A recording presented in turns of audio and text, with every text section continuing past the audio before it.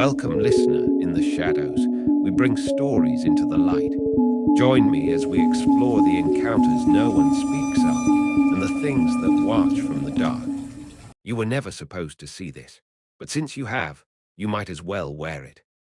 From the vaults of the shadows, a new collection of unsettling apparel and artifacts pulled straight from the stories that were never meant to surface. Soft, worn-in shirts and hoodies that feel like something you dug out of a locked trunk in an abandoned ranger station. This isn't just merch, it's evidence.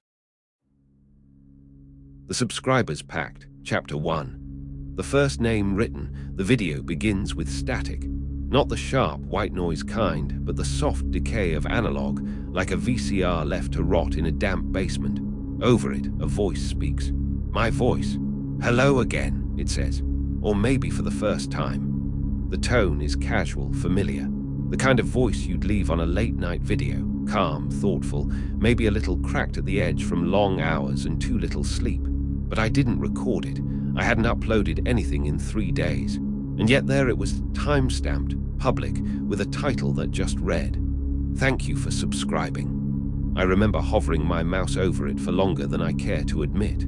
I thought maybe it was a glitch. Maybe an old draft somehow posted itself. YouTube has its bugs. Right. But then I pressed play. And the thing that unsettled me most wasn't the fact that the video existed. It was the words. The script was familiar, too familiar. It was a story I'd written once and then deleted. Not because it was bad, but because something about it felt wrong. Like it wasn't mine to tell. Like I was remembering it, not creating it. It went like this. In 1846, a grimoire was found inside the walls of an abandoned orphanage near Colville, Montana.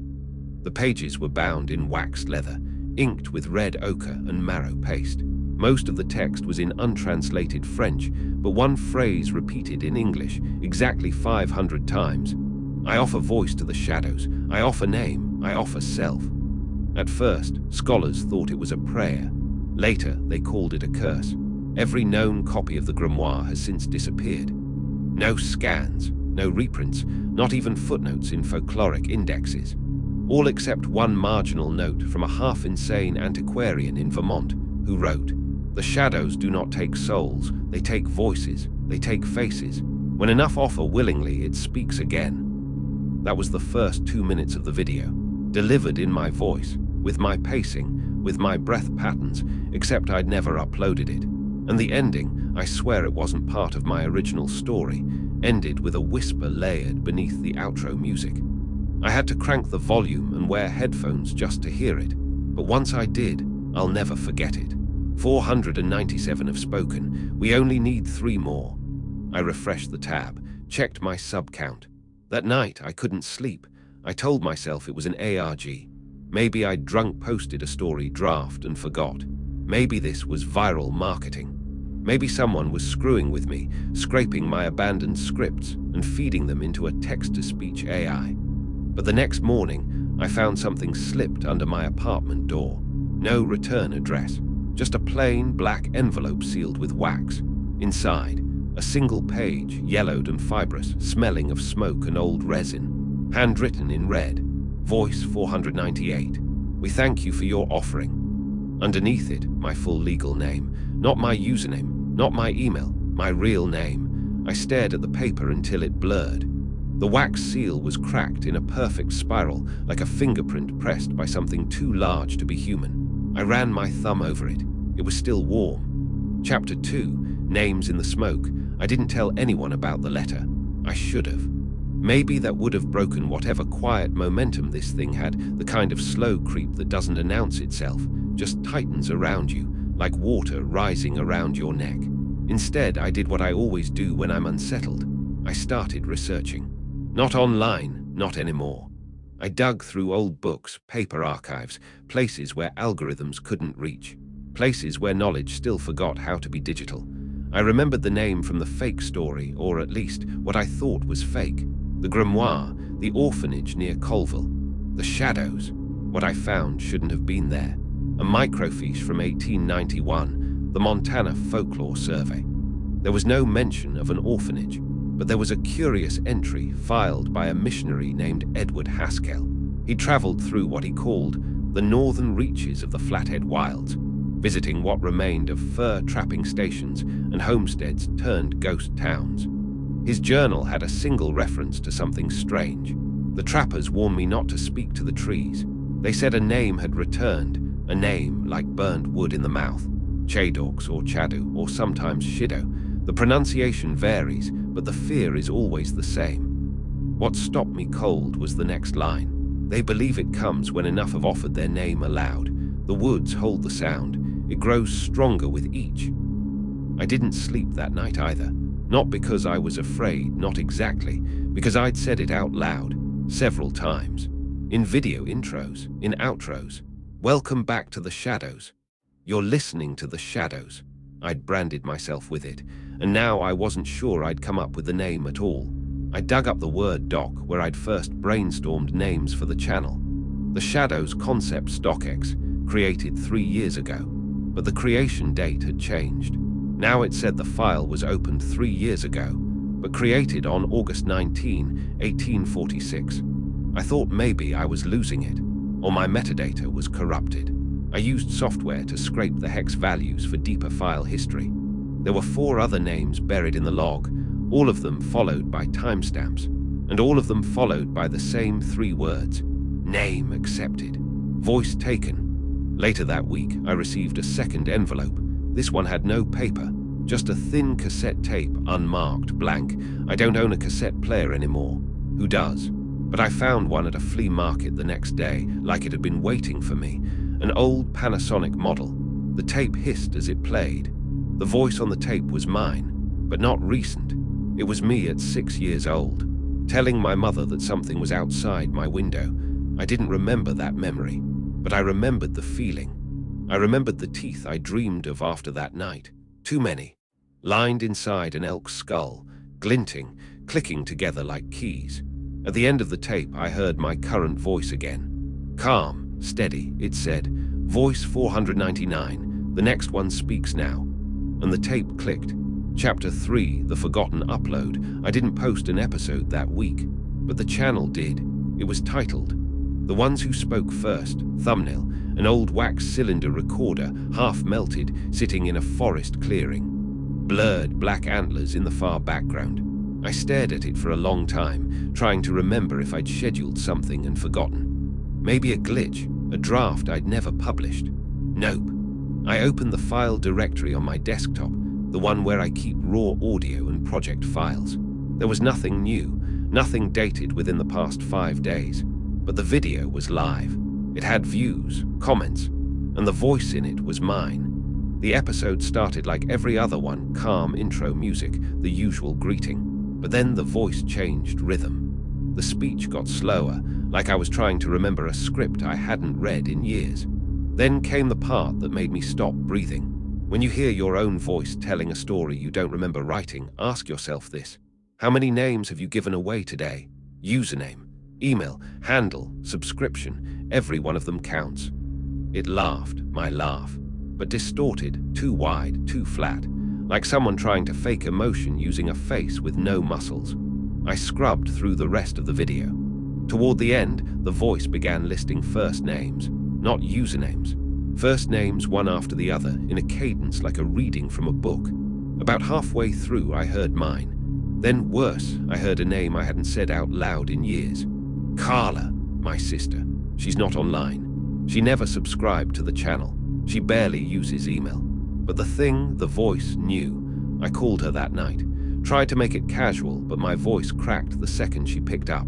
She said she'd had a dream. She was 6 years old in the dream. Sitting in our backyard in Misla, the one with the dogwood tree that always bled sap. She said in the dream, I was standing at the edge of the woods, not moving, just staring. And behind me was something too tall, too pale, wearing a crown of black branches. It looked like it had fingers coming out of its mouth. She said I opened my mouth, and her own voice came out, whispering, "Thank you for subscribing." I unpublished the video, took it off the channel, archived the file, deleted it. 30 minutes later it was back. Same video, same views, same comments. Except now every commenter's display name was replaced with, "You spoke." All of them, hundreds. I checked the channel analytics. The sub count had ticked up by exactly one away. Chapter 4, the glitch in the live stream. It was 3:12 a.m. when my phone buzzed. A Discord ping from a longtime subscriber. Dude, is this some kind of ARG? Because that live stream is actually freaking me out. Live stream. I wasn't live. I hadn't streamed in months. I opened YouTube in a panic. There it was. Live. Through the lens, the voice at 499 streaming on my channel, from my apartment, from inside my apartment. The thumbnail was a paused frame of my bedroom, dim blue nightlight, flannel sheets, the outline of my sleeping body curled in the bed. The camera angle was high, like from the ceiling corner, a place no camera had been mounted. At the bottom left of the stream was a view counter ticking upward, unnaturally smooth, like it wasn't reflecting real people, but anticipation. 498, 498, 498, 499, the number froze. And in the grainy blue darkness of the frame, something moved behind me. At first, it was just static, then a flicker, a shadow tall enough that its head brushed the ceiling, then antlers, splayed and wrong, like branches that had grown in still air, not twisting but reaching, listening. It stood there behind the bed, unmoving, as if it was waiting for something or someone. Me, or the final subscriber.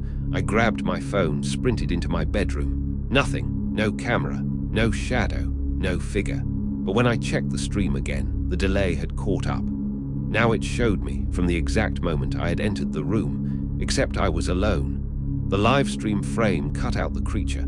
I stood there in the feed, mouth open, scanning, watching the spot where the thing had just stood. But it was like it was never there, or like it had already crawled back inside. The stream ended itself at exactly 3:33 a.m. The title changed to 499 names spoken, one to echo. I opened the file directory again.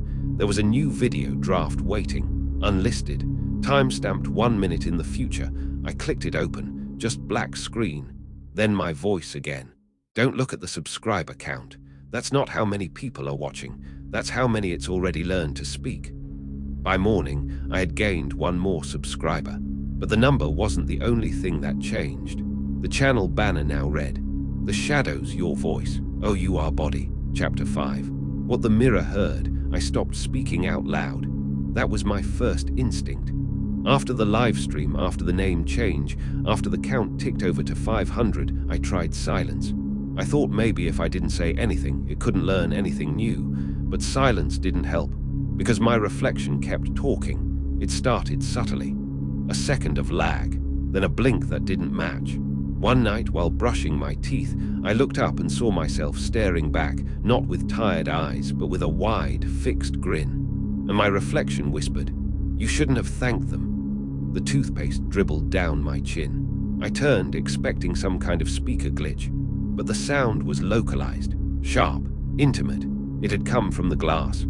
Later that night, I set up my field mic, the one I use for noise floor analysis. High sensitivity, cardioid pattern. I left it running in front of the mirror with a second mic outside the bathroom as a control. The playback nearly made me drop my headphones. Only one mic caught it, not the one in the room. The one pointed at the mirror, a low murmuring, like someone gargling gravel through a cracked throat.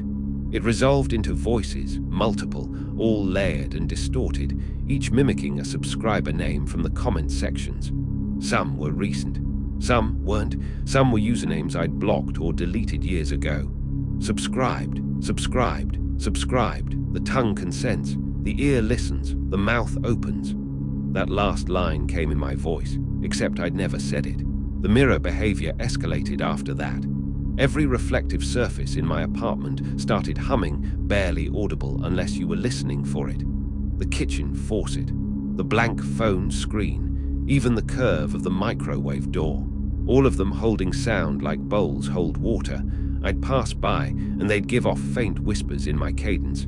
This is how the Chadeauxs learn to speak, not with tongues, but with us. We're just the channel. You invited them. You let them in. You read the outro. You thanked them. And then I saw it again. Not in the mirror, but behind it. Like someone tall was standing just on the other side of the wall, pressing forward so the drywall bowed slightly inward, like skin over a bone. I reached for the mirror frame and the whisper came again, close now. Don't turn around. You'll interrupt the rendering. I froze, because the word rendering felt too specific. Not spiritual, not poetic, it was digital, intentional. As if whatever was back there wasn't haunting me in the traditional sense. It was building itself from me, from all of us. At 3 o'clock a.m. the mirror fogged over with condensation, even though there had been no steam, no heat. I watched as letters formed in the mist. Voice 501, confirmed, spooling next. And below that, mirror cache, full. I don't know what that means, but I haven't looked into a mirror since. Chapter 6, the first real comment. I didn't publish the episode. I need that to be clear. I recorded it, exported it, but I never hit upload. And yet, it had a comment, just one. When I opened the project folder the next day, it had already been renamed, not by me. Instead of EP 500 Final Mixwav, the file was labeled Chadeauxs Voice 500 Ready MP3. It wasn't the file format I'd exported. It wasn't even the right duration. The original was 23 minutes long, a thank you special with atmospheric recaps, a monologue about channel growth, and a tease of the new horror series. The new file was 13 minutes, and all that was left was the final line of my outro, looped and degraded. Thank you for subscribing. It heard you. Then silence. And then there is one more voice. The comment appeared beneath the file. I don't know how. It was embedded in the metadata, buried in a layer meant for copyright tags. Just text, encoded in a block where no one would normally look. It read, "Don't use your real voice next time. It's easier if it grows into you first." At sub.000, there was no account with that name. No trace on YouTube, Twitter, TikTok, even the deep search engines. But the metadata listed a creation date, October 19, 2004. YouTube launched publicly in 2005. I went to my channel dashboard, half dreading what I might find. There was a new draft video listed, titled Voice 501 Intro Pending. 0 views, 0 comments, no thumbnail. Except when I hovered over the preview window, the autoplay showed me sitting in my chair, talking, wearing clothes I hadn't worn in years, talking about stories I haven't written yet. I clicked pause, but the audio kept going. It wasn't coming from the video anymore. It was coming from my speakers, bypassing the system entirely. I shut off the monitor, but the whisper bled through. This voice ends. That one begins. It's still your mouth. For now. The real horror didn't hit until later that night, when I checked the comments section on my last uploaded video. Pinned to the top, before I even touched it, was a new comment. Can't wait for the 501 special.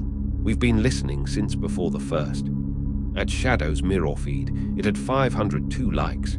Chapter 7, the episode that wrote itself. I found the episode fully uploaded at 3:17 am, no alerts. No memory of scheduling anything. But it was there, sitting at the top of my channel with the default YouTube Premiere thumbnail, just my logo, faintly glitched. Title, Voice 501, The Pact Grows Duration, 27 minutes and 12 seconds description. The voice was never yours, only borrowed. Tonight we take it back. There were already 66 comments, but I hadn't hit publish. I clicked play expecting a prank, a hack, maybe a horror short from someone else spliced into my account. Instead, it was me, my voice, my cadence, my usual intro. Welcome back to the channel, but I should say welcome forward. That's not a line I've ever written. But it was delivered like I had, with the same natural rhythm I use when talking to the mic, the same breath spacing. Only, something was off. Like it wasn't coming from my chest anymore, like I could hear the absence of breath, not its presence. And then it said, this story was written before the channel existed. Before there were stories, there was only the voice. And now 500 mouths have opened the way. We needed every listener, every yes, every echo. The audio dipped, warped like it passed through wet burlap, muffled and decaying. But I recognized something underneath it, the sound of me breathing, or something that used to breathe. The visuals were worse. Not video, a slideshow of images that had never existed in my content library. Black and white photos of faces obscured by static, dim-lit rooms with walls that breathed in between frames. Long hallways with captions underneath. The first one to subscribe with intent. The fourth to comment under a false name. The 39th who thought it was a joke. Each face was just blurred enough to seem familiar, but never clear enough to name, until the end. At 26:43, the screen cuts to a single frame of my workspace. Real, current, live. You can see the timestamp on my monitor. You can see the upload window already filling in. Only one thing is different. In the chair, in my exact position, sits a silhouette with antlers. It turns toward the camera with my face and says, "Voice 502 is almost ready. Don't unsubscribe, that's how it leaks." The video ends and refreshes itself.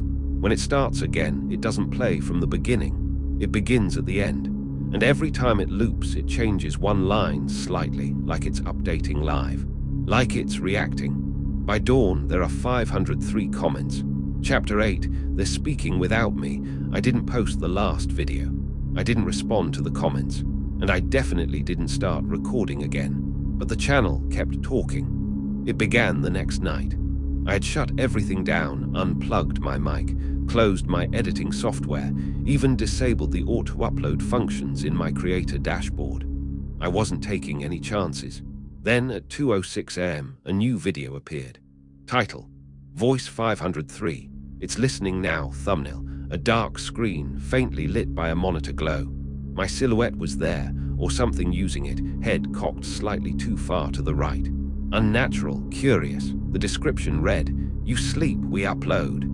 This time the video was just audio, but it wasn't silent. It was me, or something built from my past episodes. Phrases lifted and spliced together, not clumsily, but smoothly, surgically.